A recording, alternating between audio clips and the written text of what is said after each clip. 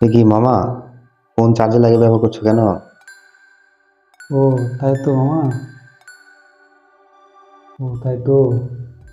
Phone তো চার্জে লাগিয়ে ব্যবহার করা যাবে না। কারণটা হচ্ছে, আমরা যদি ফোন চার্জে লাগিয়ে ব্যবহার করি, তাহলে তো ফোনের ব্যাটারি যেটা আছে সেটা ওভার হিটেড হয়ে যাবে।